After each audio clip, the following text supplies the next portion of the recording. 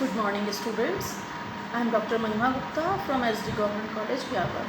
आज मैं आपके सामने बात करने वाली हूँ डिपार्टमेंटल अकाउंट्स बनाते समय हम व्ययों का बंटवारा, व्ययों का विभाजन, व्ययों का अनुभाजन किस तरीके से करते हैं उसके बारे में बात करने वाली हूँ।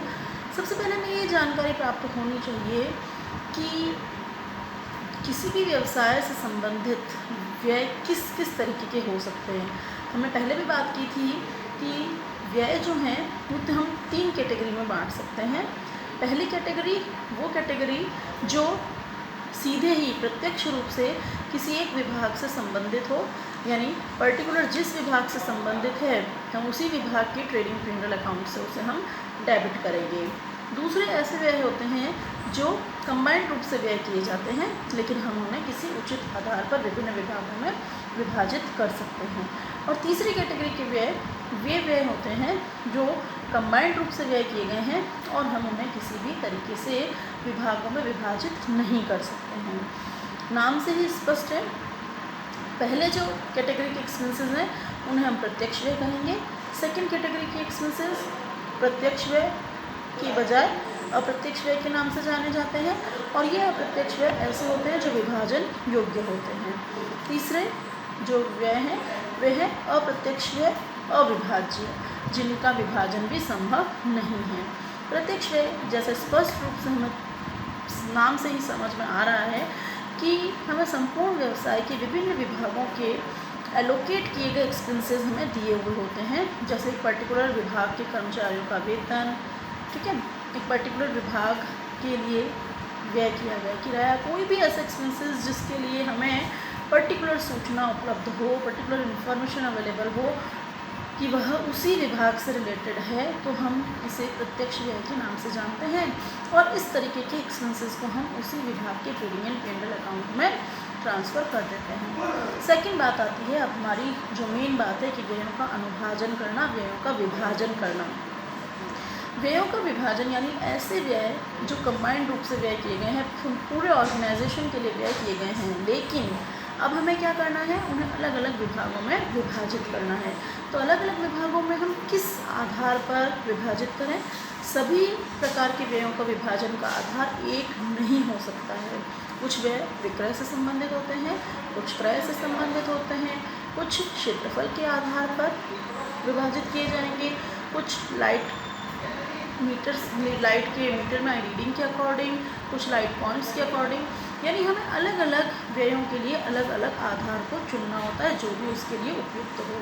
तो सबसे पहले हम बात करते हैं कि विक्रय के आधार पर, विक्रय से रिलेटेड जो भी एक्सपेंसेस होते हैं, जैसे एडवर्टाइजमेंट हुआ, सेल्स पर दिया जाने वाला बट्टा हुआ, ट्रैवलिंग कमीशन हुआ, इस तरीके के जो एक्सपेंसेस हैं जो प्रत्यक्ष रूप से विक्रय से संबंधित हैं, यानी विक्रय बढ़ने पर बढ़ते हैं, विक्रय घटने पर घटते हैं, ऐसे एक्सपेंसेस जो हैं उन्हें हम विक्रय के आधार पर विभिन्न विभागों में विभाजित करेंगे।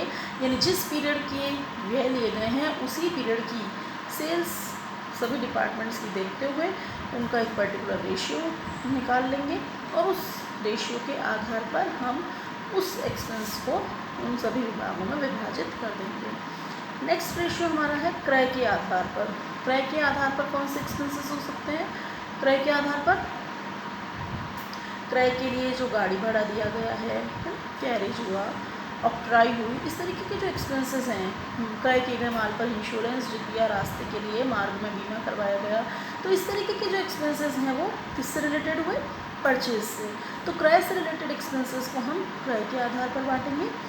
नेक्स्ट हमारा जो आधार है, जो अप्रोप्रिएशन, जो अपॉर्चनमेंट करने के लिए जो रेशियो हम यूज़ करते हैं वो रेशियो है क्षेत्रफल के आधार पर, एरिया के बेसिस पर।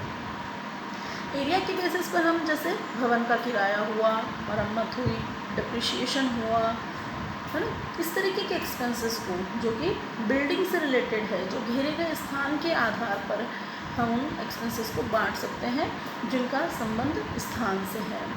नेक्स्ट हमारा रेशियो हम ले सकते हैं प्रत्यक्ष मजदूरी के आधार पर। प्रत्यक्ष मजदूरी के आधार पर जो लेबर की एमेनिटीज़ के लिए, श्रम कल्याण के लिए जो व्यय किए जाते हैं वो प्रत्यक्ष मजदूरी के आधार पर विभाजित किए जाते हैं।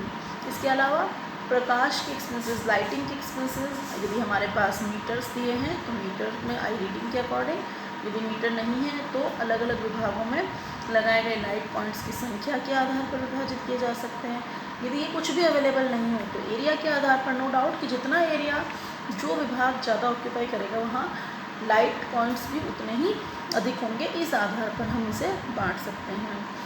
किसी स्थायी संपत्ति पर लगाया गया डेप्रिसिएशन, तो वो उस स्थायी संपत्ति की का कितना प्रयोग किस विभाग में किया गया है उसके आधार पर विभाजित किया जाएगा। हॉर्स पावर, पावर के एक्सपेंसेस जो हैं वो अलग अलग विभागों के द्वारा कंज्यूम की गई हॉर्स पावर के आधार पर किया जाएगा।